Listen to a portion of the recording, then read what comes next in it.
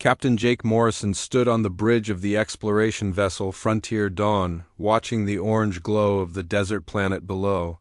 The ship hummed quietly as it moved through space. Jake had been exploring distant worlds for 10 years, but this planet looked different. It was covered in endless sand dunes and rocky mountains with no sign of water anywhere. "Captain, we are picking up some strange readings from the planet's surface," said Dr. Lisa Carter, the ship's scientist who studied alien life forms. She was a tall woman with short brown hair and sharp green eyes. Lisa had joined the crew too, years ago, and was one of the smartest people Jake had ever met. Jake walked over to her station and looked at the glowing screen. The numbers and lines meant nothing to him, but Lisa's worried face told him everything he needed to know. Something was wrong down there. "What kind of readings?" Jake asked. "The atmospheric scanner is showing high levels of electromagnetic activity. It looks like there might be ion storms building up in the upper atmosphere," Lisa explained. Pointing to the red areas on her screen, Chief Engineer Ben Rodriguez looked up from his control panel. He was a short, stocky man with thick black hair and calloused hands from years of fixing ship engines. "Captain, I think we should move to a safer distance. These old exploration ships were not built to handle major ion storms." Jake nodded. He trusted Ben's judgment about the ship's capabilities. The Frontier Dawn was 20 years old and had been through many difficult missions. She was reliable but not invincible. "Set course for the outer system," Jake ordered. "We can continue our survey from there." But before anyone could move, the ship's alarm system began blaring. Red lights flashed across the bridge as the computer's voice announced, "Warning, ion storm detected. Impact in 30 seconds." Jake grabbed the communication device. "All hands prepare for emergency protocols. Secure all stations." The bridge. Crew worked quickly to prepare for the storm. Commander Zeth of the Zerani race moved with surprising grace despite being made of what looked like living crystal. The Zerani were tall, thin beings whose bodies sparkled like diamonds in the ship's lights. Zeth had been working with human crews for 5 years and was one of the most skilled navigators in the galaxy. "Captain Morrison, my scanners show the storm is much larger than we first detected," Zeth said in a voice that sounded like wind chimes. "We may not be able to outrun it." Science Officer Kira from the Hydro species was already strapping herself into her chair. The Hydros looked like humans, but with blue-green skin and gills on their necks. They came from ocean worlds and needed to stay hydrated at all times. Kira had a small water bottle attached to her belt that she drank from every few minutes. "The storm is affecting our navigation systems," Kira reported, her voice slightly gurgling due to the water in her throat. "I cannot get a clear reading on our position." Navigator Vex, who belonged to the silicon-based Terran species, was frantically working at his station. The Terras looked like humans made of smooth gray stone, but they were actually very intelligent and excellent at mathematics. Vex had been calculating flight paths for the crew for 3 years. "Captain, we need to find somewhere to land immediately," Vex said in his deep, rumbling voice. "The storm is too strong. It will destroy our engines if we stay in space." Jake looked out at the swirling clouds of energy that were racing toward their ship. The ion storm was like a massive wall of electricity and radiation. If it hit them directly, everyone on board would die. "Ben, what are our options?" Jake asked. Ben was already running diagnostics on the ship's systems. "The main engines are starting to fail. We have maybe 5 minutes before we lose all power. The only choice is to make an emergency landing on the planet." But the surface looks completely dry," Lisa said, checking her readings again. "There is no water anywhere. How will we survive?" Jake made the decision quickly. "We land now or we die in space. At least on the planet we have a chance." The next few minutes were chaos. The ion storm hit the ship like a giant hammer. Sparks flew from control panels as the electrical systems overloaded. The ship shook violently as Jake fought to keep them on course toward the planet's surface. "Hull breach in Section 7, Ben," shouted over the noise. "We are losing atmosphere fast." "Emergency landing procedures now," Jake ordered. "Everyone hold on." The frontier dawn fell through the planet's atmosphere like a burning meteor. The heat shields glowed red-hot as they pushed through the thick air. Jake could see the desert surface rushing up to meet them through the main window. "Impact in 10 seconds, Vex announced. The ship hit the ground with tremendous force. Jake was thrown against his chair as everything went dark. When he woke up, smoke was filling the bridge and alarms were still sounding. His head hurt and he tasted blood in his mouth. "Sound off, everyone," Jake called out as he struggled to his feet. "Lisa here." "I'm okay, but my station is destroyed," came the reply from somewhere in the smoke. Ben reporting. "Main engines are completely dead." "We're not flying anywhere soon," Ben's voice echoed from the engineering section. One by one, the crew members reported in. Everyone was alive but hurt. The ship was badly damaged and would need major repairs before it could fly again. Jake made his way to the main exit and opened the door. Hot, dry air rushed into the ship. Outside, he could see nothing but sand and rocks stretching to the horizon. The sun was blazing overhead in a cloudless sky. "How much water do we have?" Jake asked Lisa as she joined him at the doorway. Lisa checked her portable scanner. "The main water recycling system is destroyed. We have about 3 days' worth of emergency water for the human crew members." Jake felt his stomach drop. 3 days was not much time, but humans could survive for about a week without water if they were careful. The problem was the alien crew? "Members, what about Zeth, Kira, and Vex?" Jake asked. Lisa's face went pale. "Captain, I just ran some quick medical scans. The Zerani need water every 12 hours to maintain their crystal structure. The Hydros need it every 18 hours. Even the Terrans, who are the toughest, will start dying after 24 hours without water." Jake looked out at the endless desert. No rescue ship would find them for at least a week. The aliens would all be dead long before help arrived. He was the only one who could save them, but he had no idea how. The survival of his crew now depended on finding water in one of the driest places in the galaxy. Jake woke up early the next morning to the sound of Kira coughing. The blue-skinned Hydros woman was sitting against the ship's wall, breathing heavily. Her gills were opening and closing rapidly, like a fish out of water. Jake knew this was a bad sign. "How are you feeling?" Jake asked, kneeling down beside her. "Not good, Captain," Kira replied, her voice weaker than yesterday. "My body is starting to shut down. I can feel my organs struggling without enough water." Jake looked around the ship's main area where everyone had spent the night. "Commander." Zeth was lying on his side, his crystal body looking duller than usual. The bright sparkles that normally danced across his surface were fading. Navigator Vex was sitting quietly in the corner, but Jake could see small cracks forming in his stone-like skin. Dr. Lisa Carter was already awake, scanning the aliens with her medical equipment. She had been working since dawn, trying to understand exactly what was happening to their bodies. "Jake, you need to see this," Lisa said, waving him over to her makeshift medical station. "I have been running detailed scans on our alien crew members all night." Jake walked over and looked at the small screen Lisa was holding. It showed 3 different body diagrams with lots of red warning signs flashing on them. "What am I looking at?" Jake asked. "This is the most amazing thing I have ever discovered," Lisa said, her voice filled with both excitement and worry. "Humans are completely different from almost every other species in the galaxy when it comes to water." Lisa pointed to a diagram of the human body on her screen. "Look at this. Human kidneys can concentrate urine to save water. Our skin has multiple layers that prevent water loss. We can survive losing up to 15% of our body water before we die." Then she switched to a diagram of Zeth's crystal structure. "But the Zerani are completely different. Their bodies are made of living crystal that needs constant water flow to maintain its shape. Without water, the crystal starts to break down at the molecular level."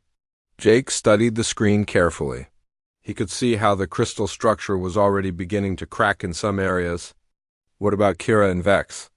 Jake asked. Lisa switched to Kira's body scan. "The Hydros evolved on ocean worlds where water was everywhere. They never developed the ability to conserve water like humans did. Their cells are designed to be constantly bathed in moisture. Without it, they go into shock. The scan of Vex's body showed something similar. The Terrans are silicon-based, but they still need water to carry nutrients through their bodies. They are tougher than the others, but even they will die without water in a day or two. Jake felt a chill run down his spine.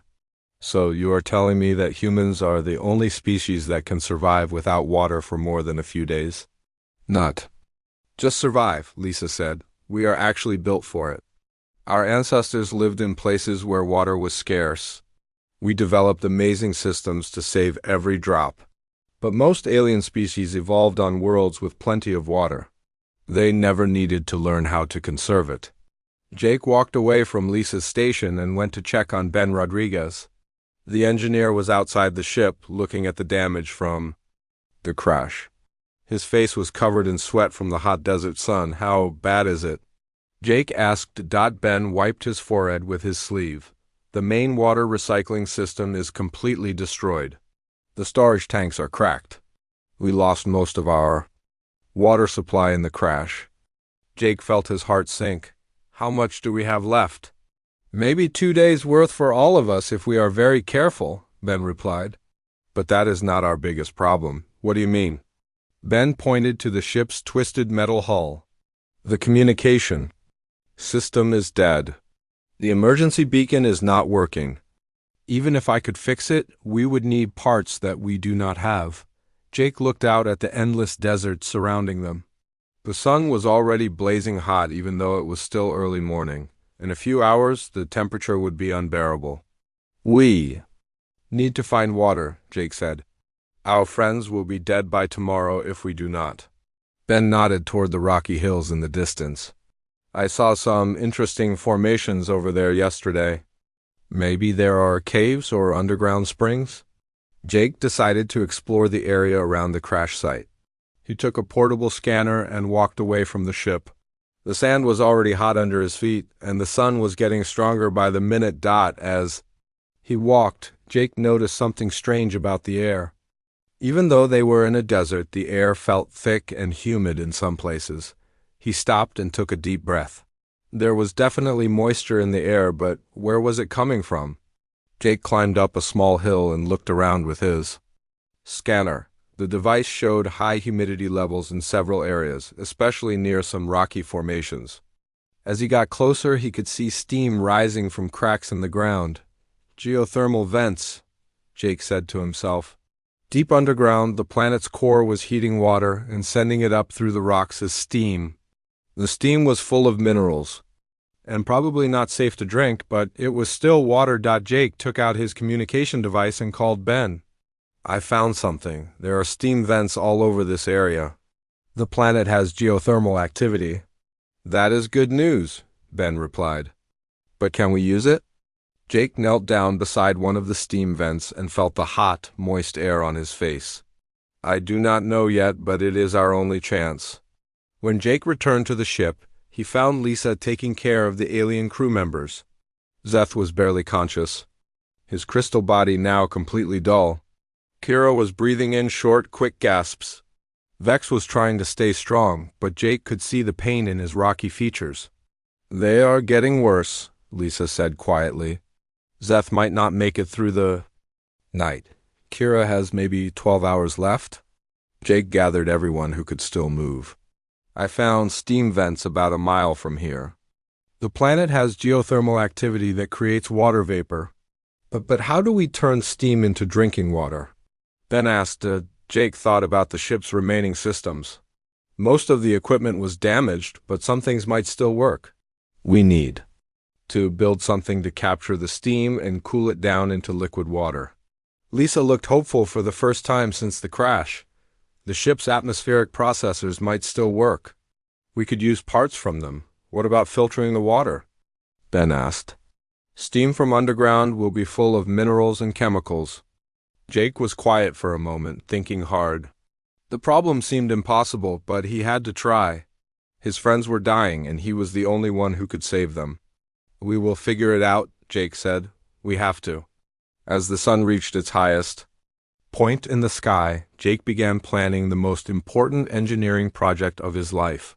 He had less than 24 hours to build a water-making machine from broken spaceship parts, or watch his alien friends die in the desert. Jake worked through the night, his hands covered in grease and cuts from handling broken metal. The ship's cargo bay had become his workshop, filled with pieces of equipment that Ben had helped him remove from the damaged systems, emergency lights cast strange shadows on the walls as Jake tried to build something that had never been built before. "Hand me that cooling coil," Jake said to Ben, who was sorting through a pile of parts. The engineer had been working beside him for hours, trying to understand Jake's plan. "Are you sure this will work?" Ben asked, passing over the twisted metal tube. "We only have one chance at this." Jake looked at the collection of parts spread across the floor. He had heat exchangers from the ship's environmental system, filters from the air recycling unit, and metal pipes from the water storage tanks. It looked like junk, but Jake could see how it might fit together. "It has to work," Jake replied. "Zeth stopped talking an hour ago. Kira can barely breathe. We are running out of time." In the ship's medical bay, Dr. Lisa Carter was monitoring the alien crew members. She had connected them to the ship's emergency life support system, but it was only buying them a few more hours. The machines beeped softly as they tracked their failing vital signs. Lisa walked into the cargo bay to check on Jake's progress. "How much water do you think this thing can make?"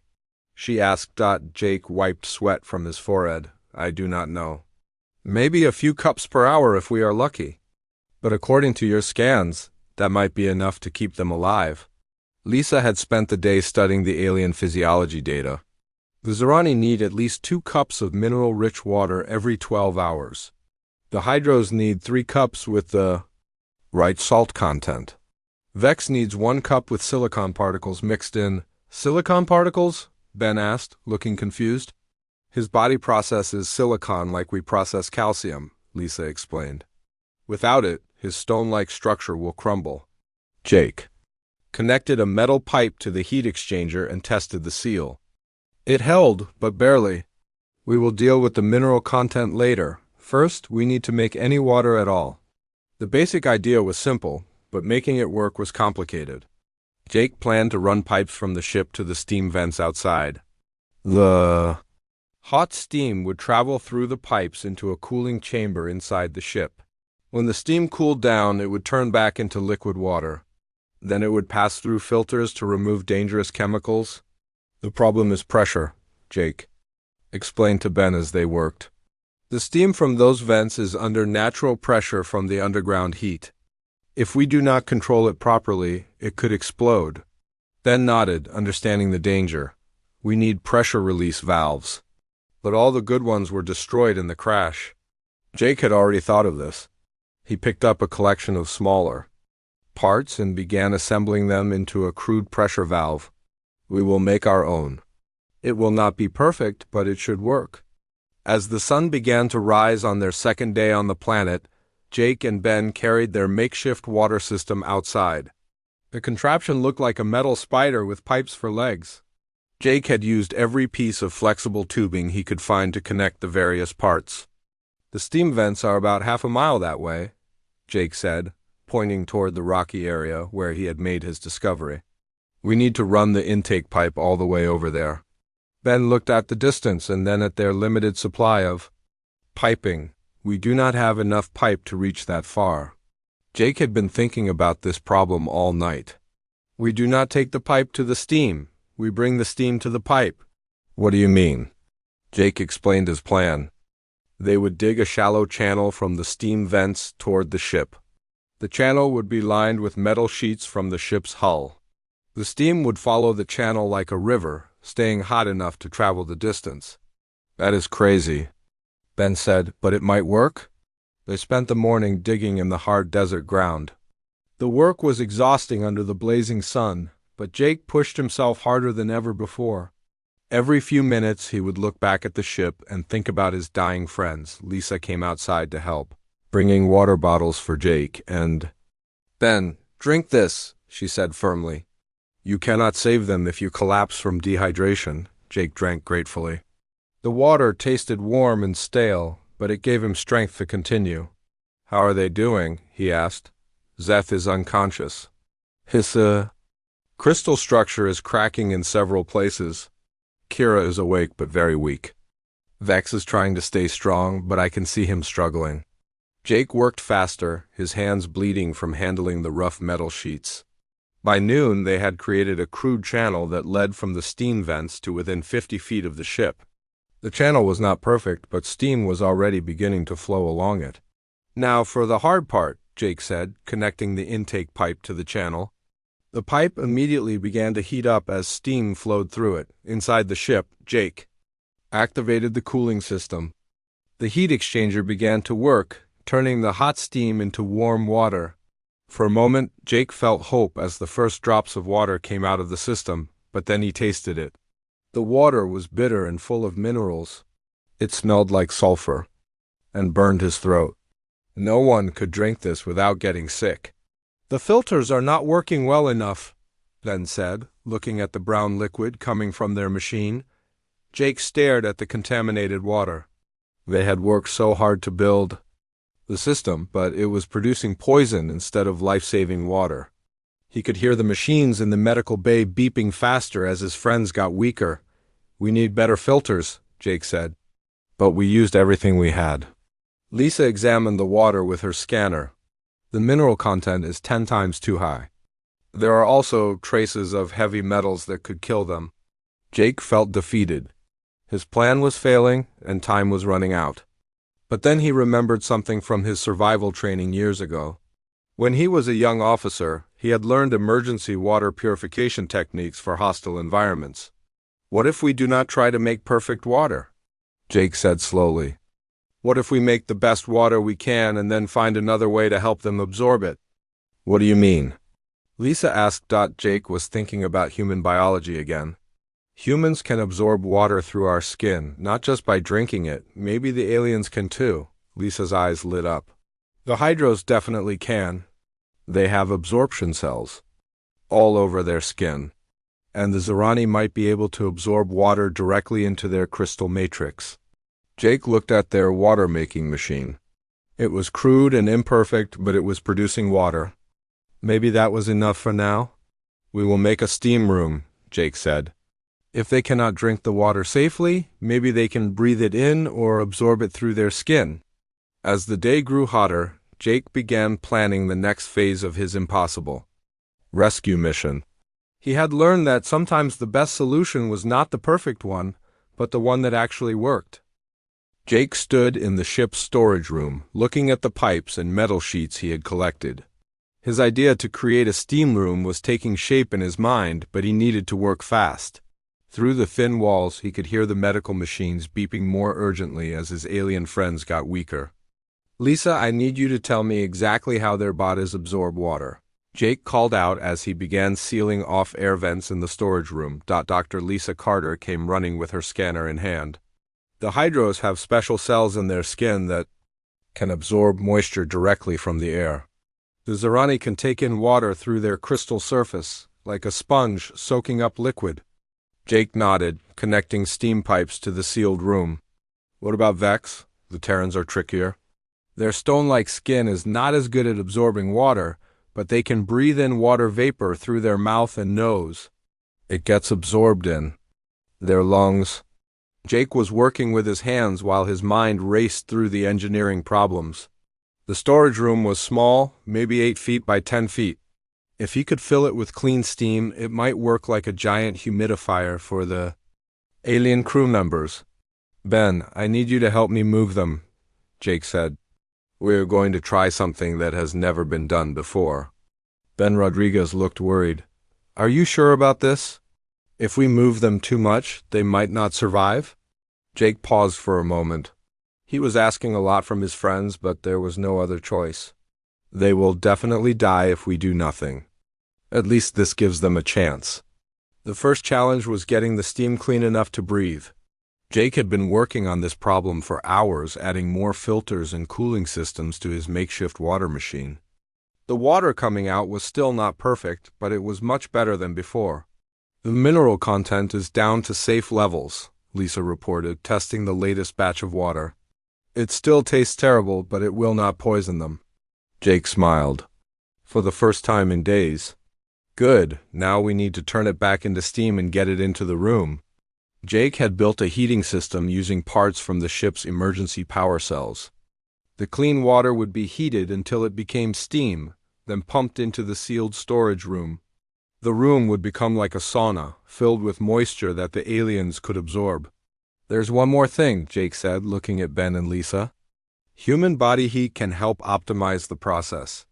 We will need to take turns sitting in the steam room with them. Lisa looked confused. What do you mean? Humans regulate body temperature by sweating. In a steam room, our bodies will help control the humidity and temperature. Plus, our presence will help monitor their condition. Ben understood immediately. You want us to become part of the life support system. Exactly. We will work in shifts, making sure the steam stays at the right temperature and humidity. When one of us gets too hot, another takes over. They carefully moved Commander Zeth into the steam room first. The Zerani's crystal body was dim and cracked, but Jake could see tiny sparkles deep inside the crystal structure. Zeth was still alive, but barely. Jake turned on the steam system and watched as clean water vapor began to fill the room. The temperature rose quickly, and soon the air was thick with moisture. Jake sat beside Zeth, monitoring his condition while sweat poured from his own skin. It is working, Lisa said excitedly from outside the room. Zeth's crystal structure is starting to brighten slightly. Jake felt hope growing in his chest. After 10 minutes in the steam room, Zeth's breathing seemed more regular. The cracks in his crystal body were not getting worse, and some of the smaller ones appeared to be healing. My turn, Ben said, entering the room as Jake stepped out. You need to rest. They brought Kira into the steam room next. The blue-skinned Hydros woman was unconscious, but her gills were still moving slightly. Jake watched as her skin began to absorb the water vapor from the air around her. Her hydration levels are improving, Lisa reported, watching her scanner.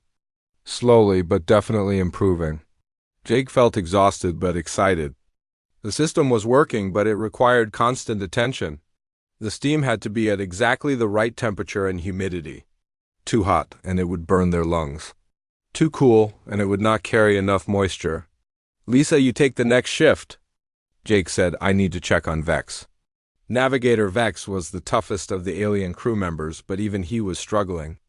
His stone-like skin had developed deep cracks, and his breathing was slow and labored. Jake helped him into the steam room and sat beside him. Just breathe deeply, Jake said, even though he was not sure if Vex could hear him. Let the water vapor fill your lungs. Jake watched as Vex's cracked skin began to absorb tiny amounts of moisture. It was not as efficient as the other aliens, but it was working. After 20 minutes, Vex opened his eyes and looked at Jake. Captain Morrison, Vex said in his deep, rumbling voice. You have done something remarkable. Jake smiled with relief. How do you feel? Better. Not completely healed, but better. The water vapor is helping my body process nutrients again. As the hours passed, Jake and his team worked in shifts to keep the steam room operating. Each alien crew member spent time in the humid environment, slowly recovering their strength. The system was not perfect, but it was keeping them alive. We need to monitor their intake carefully, Lisa warned. Too much water vapor too quickly could cause other problems. Jake had thought of this. He created a schedule where each alien spent 1 hour in the steam room, then 2 hours resting outside. This gave their bodies time to process the water they had absorbed without overwhelming their systems. By evening, all 3 alien crew members were conscious and talking. They were still weak, but the immediate danger had passed. Jake felt proud of what they had accomplished, but he knew they were not safe yet. How long can we keep this system running? Ben asked, checking the power levels. Jake looked at the jury-rigged equipment that was keeping his friends alive. Maybe 3 more days if we are careful with the power. After that, we will need to find another solution. What about rescue? Lisa asked. Jake shook his head. Still no word from the outside. We are on our own until the rescue ships find us. As night fell on the desert planet, Jake sat outside the ship looking up at the stars. Somewhere out there, rescue ships were probably looking for them. But for now, they were surviving on human ingenuity and determination. He had turned water vapor into life, using nothing but broken spaceship parts and human creativity. It was not the perfect solution, but it was working. And sometimes that was enough. Jake woke up to the sound of engines in the sky. After 6 days of working around the clock to keep his alien friends alive, he had learned to sleep through almost any noise. But this sound was different. It was the deep rumble of rescue ships approaching their location. "Captain Morrison, wake up," Ben Rodriguez called out, shaking Jake's shoulder. "There are ships coming." Jake jumped to his feet and ran outside. 3 large rescue vessels were descending from the orange sky, their engines kicking up clouds of desert sand. Jake had never been so happy to see anything in his entire life. The largest ship landed about 100 yards from the frontier dawn. Its cargo doors opened, and a team of rescue workers in environmental suits came running toward them. Leading the group was Commander Lisa Thompson, a tall woman with short red hair and the confident walk of someone who had run many rescue operations. "Captain Morrison?" Commander Thompson called out as she approached. "We received your emergency beacon 3 days ago. Are you and your crew safe?" Jake felt confused. Emergency beacon? But Ben said our communication system was destroyed in the crash. Ben looked equally puzzled. "I never got the beacon working, Captain. I tried for days but could not fix it." Commander Thompson removed her helmet and looked around at the strange collection of pipes and equipment surrounding the crashed ship. "Someone has been sending out a signal for the past 3 days. That is how we found you." Dr. Lisa Carter came out of the ship to greet the rescue team. "The alien crew members are stable but still weak. They need medical attention as soon as possible." "Of course," Commander Thompson replied. "My medical team is setting up a field hospital right now. But first, I need to understand what happened here. Your emergency signal was unlike anything we have ever received." Jake walked Commander Thompson around the crash site, explaining everything that had happened. He showed her the steam collection system, the makeshift water purification equipment, and the steam room where his alien friends had been recovering.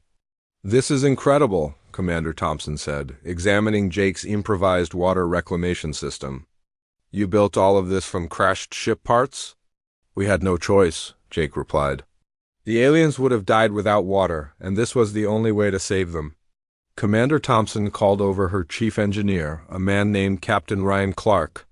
He had been working on rescue equipment for 20 years and had seen many emergency situations, but nothing like this. "How much water were you able to produce?" Captain Clark asked, looking at the collection of pipes and filters. "About 6 cups per day of clean water," Jake replied. "But the real breakthrough was the steam room. The aliens could absorb water vapor through their skin and lungs much more efficiently than drinking contaminated water." Captain Clark shook his head in amazement. "The engineering here is brilliant.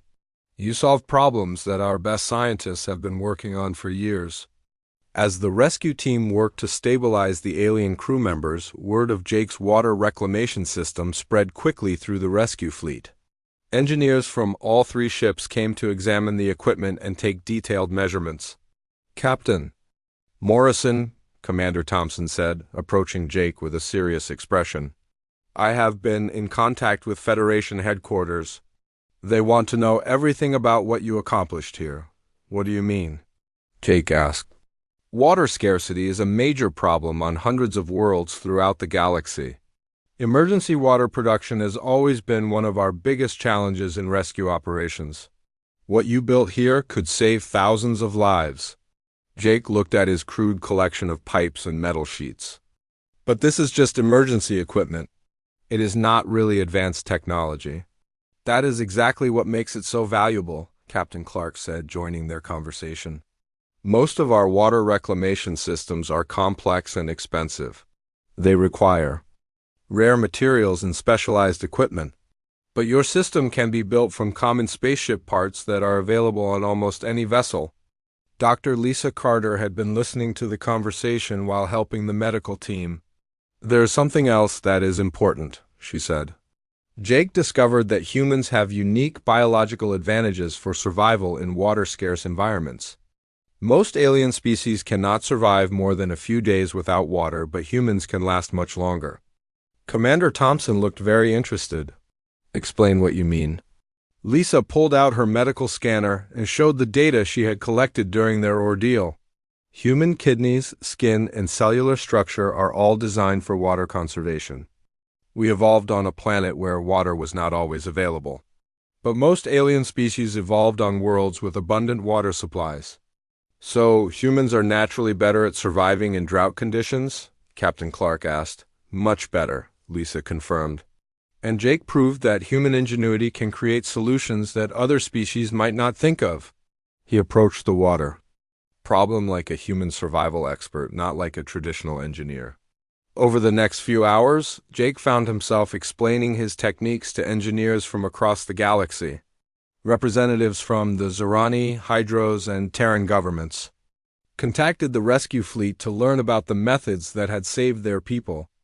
"Captain Morrison," Commander Thompson said as they prepared to leave the planet, "I have been authorized to offer you a position with the Federation Emergency Response Division. We want you to head up a new department focused on survival techniques and emergency water production." Jake was surprised by the offer. "I am just an exploration captain. I am not a specialist in emergency response." "That is exactly why we need you," Commander Thompson replied. "You think differently than our regular engineers. You see solutions that others miss." As the rescue ships prepared for departure, Jake took one last look at his improvised water system. It had kept his friends alive for 6 days using nothing but creativity and determination. He realized that this experience had changed everything he thought he knew about human capabilities. "Will you accept the position?" Commander Thompson asked. Jake thought about all the alien worlds where beings were struggling with water shortages. He thought about the rescue missions where crews had died because they could not find water in hostile environments. His techniques could make a real difference. "Yes," Jake said. "I will do it." 6 months later, Jake stood in a classroom at the Federation Training Academy, teaching a group of mixed alien and human cadets about emergency survival techniques.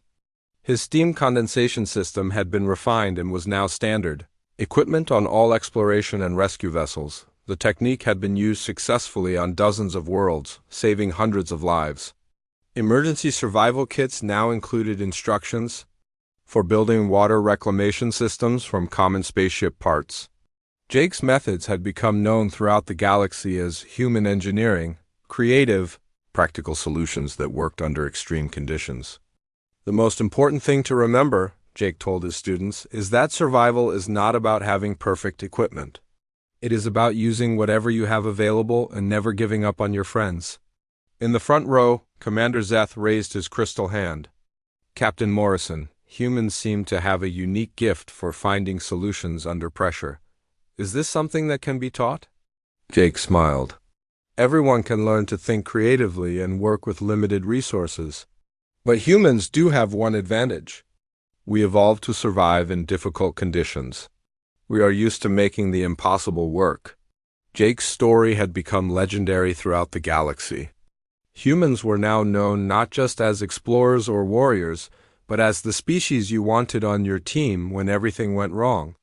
They were the ones who could turn steam into survival and save lives with nothing but determination and spare parts.